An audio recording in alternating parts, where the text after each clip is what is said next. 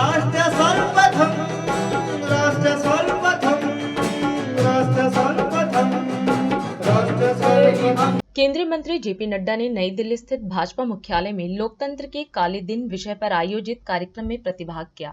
इस दौरान कार्यक्रम को संबोधित करते हुए नड्डा ने कहा कि 25 जून 1975 वह दिन था जब आपातकाल लगाने के कांग्रेस पार्टी के राजनीतिक रूप से प्रेरित फैसले ने देश के लोकतंत्र के स्तंभों को हिला दिया था। इसी को याद करते हुए आज बीजेपी काला दिवस के रूप में जगह जगह कार्यक्रम कर रही है। वहीं उन्होंने कहा कि आज नौजवान कभी कल्पना भी नहीं कर सकते कि उस समय जिन लोगों ने प्रजातंत्र की रक्षा के लिए अपनी आहुति दी थी, उनके कारण आज प्रजातंत्र मजबूत होकर खड़ा है।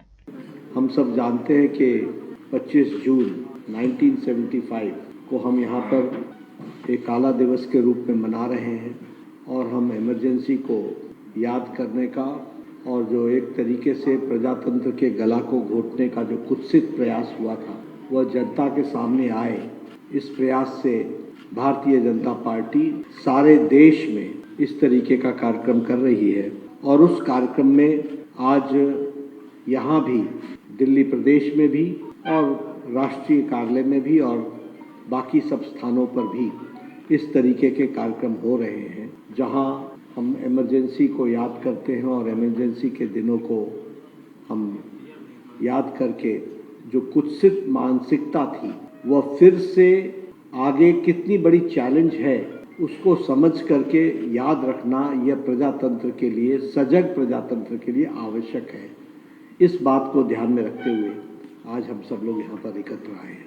हम अभी 18वीं लोकसभा का गठन और देश का चुनाव का सबसे बड़ा पर्व हम मना करके आए हैं। सबसे पहले तो हमको ये समझना पड़ेगा कि हमारा देश, जिसे हम मदर ऑफ डेमोक्रेसी कहते हैं और जो लगभग 1100 साल पहले का भी है, जो चित्र हम सबको देखने को मिलता है जिसमें उत्तरा मेरू स्थान पर प्रजातंत्र की बुनियादी बातों का हमको जिक्र मिलता है और इसीलिए हम गौरव के साथ कहते हैं कि डेमोक्रेसी कोई वेस्टर्न वर्ल्ड की देन नहीं है, मदर ऑफ डेमोक्रेसी रही है तो वो भारत रही है। और ऐसे प्रजातंत्र को का गला घोटने का काम कांग्रेस पार्टी ने किया, वो भी हमको ध्यान में रखना चाहिए।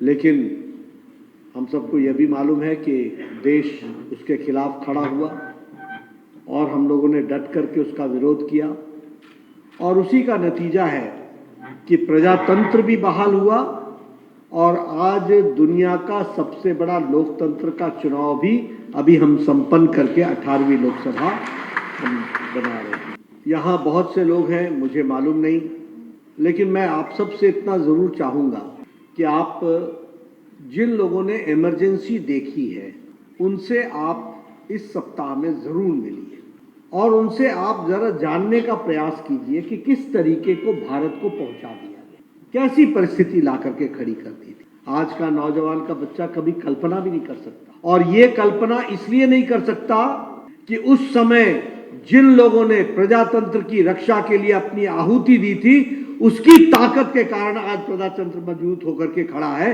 50वां साल है जब हमने इमरजेंसी के दुर्दिन देखे थे। आप कल्पना नहीं कर सकते हैं, एक रात में 9000 लोगों को उठा लिया गया, एक रात में। और किनको उठाया गया? कोई देश का नेता, प्रमुख नेता बचा नहीं। मोरारजी देसाई, मोहन धारिया, अटल बिहारी वाजपेयी, लाल कृष्ण आडवाणी, ऐसी लंबी श्रृंखला है जिनको उसी रात उठा लिया गया और उनको जेल में एक दिन नहीं, 2 दिन नहीं, 19 महीने से ज्यादा रहना पड़ा। 19 महीने से ज्यादा रहना पड़ा। यह परिस्थिति ला करके खड़ी की। और क्या कसूर था? कसूर सिर्फ इतना था कि प्रजातंत्र की मजबूती के लिए और प्रजातंत्र की रक्षा के लिए उन्होंने आवाज उठाई थी। हम सबको मालूम है, मुझे जहाँ तक याद पड़ता है शायद वो 12 जून की तारीख थी जब इलाहाबाद हाई कोर्ट का 1975 में 12 जून को इलाहाबाद हाई कोर्ट का फैसला आया था और उस इलाहाबाद के हाई कोर्ट के फैसले के कारण प्रधानमंत्री उस समय इंदिरा गांधी जी थी, उनका चुनाव निरस्त हुआ था और यही नहीं 6 साल तक इलेक्शन से डिबार भी किया था। यह स्थिति आकर के खड़ी हुई थी। इस तरीके से उस समय की स्थिति आई थी। और हम सबको मालूम है कि फिर 1977 में उसके बाद जिस तरीके से आंतरिक लोकतंत्र बहाल हुआ और तानाशाही वाली सरकार गई, ये सब हम लोगों के सामने, आंखों के सामने है। और फिर जनता पार्टी की सरकार आई। हम ये चाहेंगे कि आप इन सारी बातों को जनता के बीच में ले जाएं।